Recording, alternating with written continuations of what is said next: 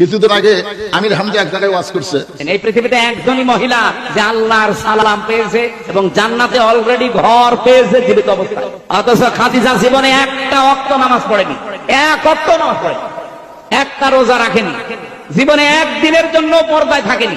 আমির হামজা বলার পরে ফেসবুকে সেই সমালোচনা, যারা জানে না তারা তো সমালোচনা করবেই। এখন কতগুলা ফেসবুক মুক্তি হচ্ছে, জোরে কোন কথা ঠিক কিনা? এখন এইটা দেখে কেড়ে খাদিজার শানে এরকম বেয়াদবিমূলক উচ্চারণ করলো। আসলে মা খাদিজা কখন মারা গেছে আপনার তো জানা লাগবে।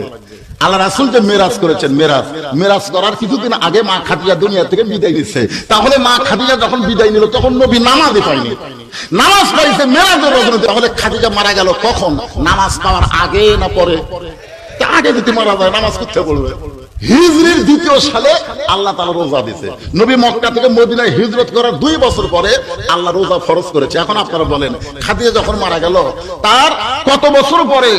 3 বছর আর 2 বছর, 5 বছর পরে আল্লাহ রোজা দিল। তাহলে খাদিজা রোজা করতে করবে? যাকাত আইছে একই, রোজার বছরই যাকাত, তাহলে খাদিজা যাকাত করতে দিবে। হজ আইছে একেবারে হিজরতের 9ম বছরে হজ ফরজ, তাহলে খাদিজা হজ করতে হবে। আপনারা বলেন খাদিজার সময় পর্দার কোনো আইনই ছিল না, তাহলে খাদিজা পর্দা কেমনে করবে? এইগুলো না বুঝে বক্তাও বলা দরকার, বিশ্লেষণ করে ব্যাখ্যা করে। বক্তা হয়তো পরে ব্যাখ্যা করেছে কিন্তু ব্যাখ্যা বলতে চাইনি, ওটা আবার ইউটিউবের কাটিং করে ছেড়ে দিয়েছে।